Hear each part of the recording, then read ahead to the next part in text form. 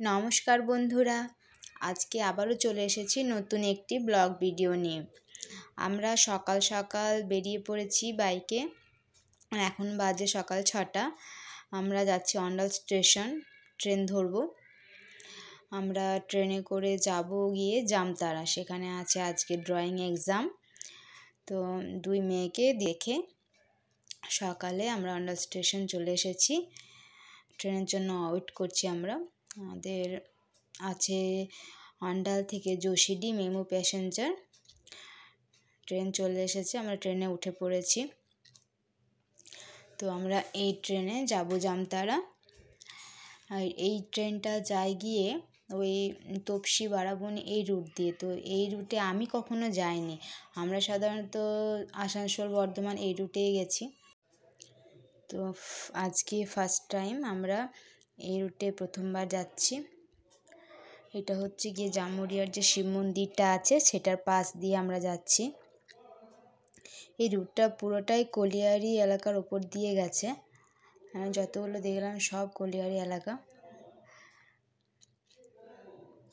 এটা খাদান রয়েছে অনেক দেখলাম। আমরা জামতারা স্টেশন পৌঁছে গেছি। তো যার সেন্টারে আমরা পরীক্ষা নিতে যাব সেই স্যার আমাদেরকে নিতে আসবেন, তাই ওয়েট করতে বলেন স্টেশনে। আমরা স্টেশনে অপেক্ষা করছিলাম। উনি টোটো করে এলেন, তারপরে আমাদেরকে বাড়ি নিয়ে গেলেন। সেখানে এক্সাম চলছিল। আর ছোটো বাচ্চাদেরকে আগে ছেড়ে দিয়েছেন, কারণ ওদের হয়ে গিয়েছিল, আটকে রাখেনি। আর বড়রা তখন দুটো করে পেপার আছে বলে ড্রয়িং করছিল। আমরা গিয়ে একটু দেখলাম সবাইকে কী রকম ড্রয়িং করছে। তারপর গিয়ে আমাদেরকে একটু রেস্ট নিতে দিলেন। তো আমার বর শুয়ে পড়েছিলেন, যেহেতু এতটা জার্নি করে এসেছে, আবার এতটা জার্নি করে রিটার্ন যেতে হবে। আমিও বসেছিলাম। এই হচ্ছে স্যারের মেয়ে। সে আমার সাথে খুব মিশে গেছিলো, যাতে গল্প করছিল অনেকক্ষণ, খুব ভালো লেগেছে। তো এক্সাম নেওয়ার পর আমরা চলে এসেছি আবার জামতারা স্টেশন বাড়ি ফিরবো বলে। আমার বর দুজনকে ফ্রুটি কিনে দিলেন, আমরা খাচ্ছিলাম। তো আমাদেরকে ছাড়তে এসেছিলো, ও মেয়েটাও এসেছিলো ছাড়তে। ওর নাম ছিল সৃজা। তো আমাকে ছাড়েনি, বলছে আন্টি তুমি চলে গেলে খুব মন খারাপ হবে। তো যাই হোক, আমরা ট্রেনে করে চলে এসেছি আসানসোল। আসানসোল থেকে আমরা বর্ধমান লোকাল ধরে অন্ডাল স্টেশনে নামবো। তো আমাদের 2:05 ট্রেন আছে। আমরা ওয়েট করছিলাম ট্রেনের জন্য আসানসোলে। তো আসানসোলে আমরা কিছুক্ষণ ঘোরাঘুরি করলাম, বিস্কুট কিনলো। তো ট্রেন দিয়েছে 2:05, আমরা উঠে পড়েছি। যেহেতু দুপুরবেলা সেরকম কিছু খাবার খাওয়া হয়নি, তো বিস্কুট আর জলই খেলাম ট্রেনের মধ্যে। তারপর বাড়ি ফিরে দিদির বাড়ি থেকে মেয়ে দুইকে নিয়ে আমরা বাড়ি ফিরে যাব রানীগঞ্জ। আজকে রাতে বিয়ে বাড়ি আছে, আমরা রেডি হয়ে নিয়েছি। মেয়ে দুইটাকে আগে রেডি করেছি, তারপর আমি নিজে রেডি হয়ে আমরা বিয়ে বাড়ির উদ্দেশ্যে চলে গেছি।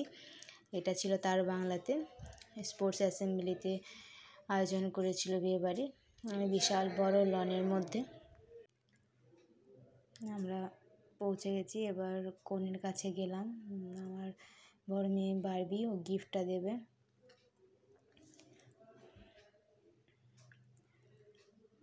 ফটো তোলা হচ্ছিল, ক্যামেরাম্যানরা ফটো তুলছিলেন। তো বিশাল বড় এলাকা নিয়ে ব্যবস্থা করা হয়েছে। এখানে কনেকে বসিয়েছিল। তো আমরা ফুড স্টলে গেলাম দই বড়া খেতে। আরও অনেক কিছুরই স্টল ছিল। তো প্রথমে আগে দই বড়াটাই খাওয়া হলো। আইসক্রিম ছিল, চিকেন পনির ছিল, আরও অনেক কিছুই ছিল। আমি বেশি কিছু স্টলে খাই। তো এখানে মণ্ডপটা করেছিল বিয়ে হওয়ার, রেডি করা ছিল, কিন্তু নিচেরগুলো কিছু রেডি করেনি, যেহেতু যদি নষ্ট করে দেয় ওটা বিয়ের আগে রেডি করবে। সেখানে আমার বিহু আর বারবি ওরা ঘোরাঘুরি করে খেলছিল।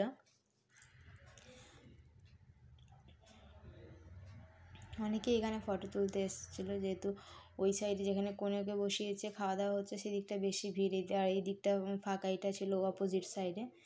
তো আমরা একটু ফটো টটো তুলে গেলাম খাবার খেতে। আমি খেতে বসেছি।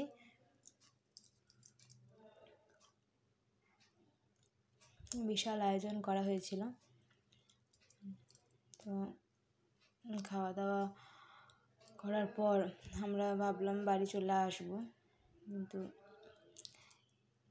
যারা নিমন্ত্রণ করেছিল, মানে আমার স্টুডেন্টের মা, ও বলল যে বর আসবে, দেখে যাবে, তার জন্য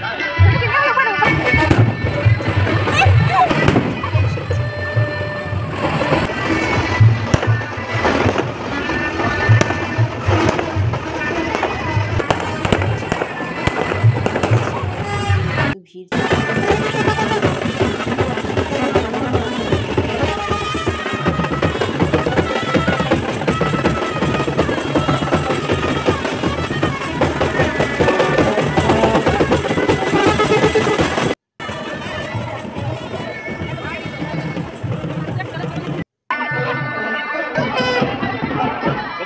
Eh,